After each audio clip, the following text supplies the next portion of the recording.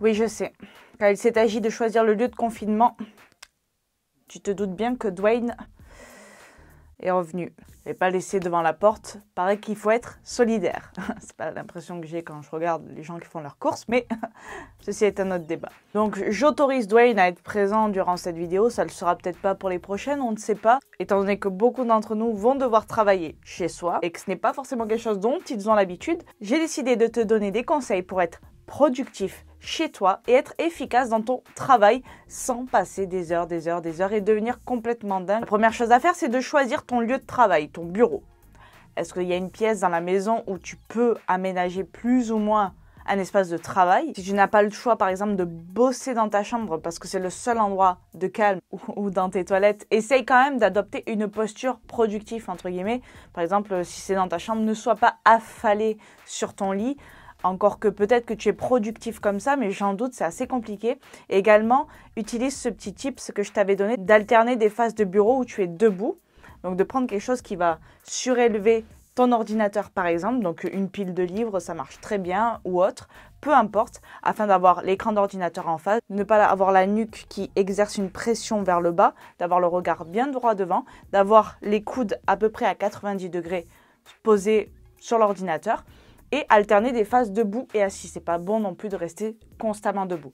Le secret, c'est le mouvement. Et ça, tu le sais, je te l'ai souvent dit. Ensuite, fais savoir à tes proches que lorsque tu es dans cet endroit, donc dans cet espace de travail, voilà, tu ne souhaites pas être dérangé, à moins d'urgence évidemment, mais que voilà, tu es en train de travailler, c'est sérieux. Ce que je te recommande aussi pour cet espace de travail, c'est de le nettoyer et de le ranger. Comme ça, pas de risque d'être distrait par ton propre bordel. Oui, parce que tu risques de jeter pendant quelques minutes sur ta pile de linge qui n'est toujours pas pliée, ou la machine qui t'attend, ou je ne sais quoi d'autre.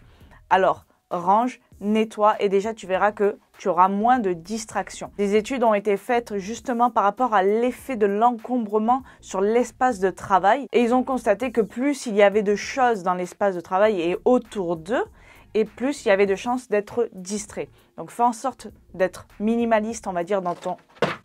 Bon ben comme ça au moins le confinement n'en parle plus. C'est réglé. Suivant. Vous savez, il ne tiendrait pas avec moi en confinement. Personne ne peut tenir avec moi en confinement. Moi-même, j'ai envie de sortir de moi-même.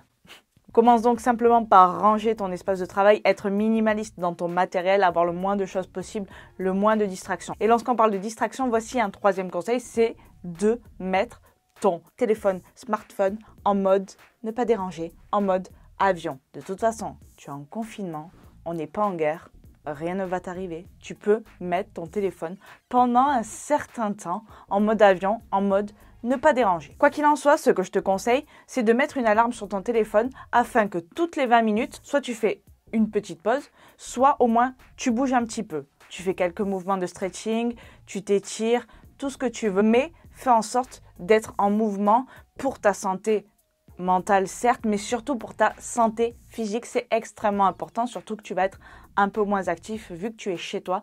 Ça augmente ta dépense énergétique quotidienne, quoi qu'il en soit. Même chose, je te conseille de te donner une heure limite dans ta journée, de te dire qu'à partir de cette heure-là, tu arrêtes de bosser et tu t'adonnes à des loisirs, à de la détente, à de la méditation, à de la lecture, à une série, à totalement couper du travail. Sinon, si tu ne te mets pas une heure limite, tu risques déjà de être moins productif pendant ta plage horaire de travail, mais en plus de ça, allonger cette plage horaire et peut-être bosser la nuit comme beaucoup le font et ça sera contre-productif et dangereux également pour ta santé. Voilà pour ces quelques astuces pour être actif, productif chez soi. Sur Instagram, je te donne au quotidien aussi des conseils, je te donne aussi des mouvements à faire chez toi sans forcément de matériel. N'oublie pas que l'entraînement ne s'arrête pas à la salle de sport, ne s'arrête pas à avoir du matériel ou à devoir aller courir. Tu peux parfaitement faire les choses chez toi avec très peu de place et sans matériel. Profites-en aussi pour faire une coupure, pour te poser, pour récupérer, pour prendre soin de toi. C'est très important. Il y a certaines personnes avec qui je parle qui m'ont dit qu'ils se rendent compte qu'ils n'avaient jamais eu l'occasion de faire ce genre de choses.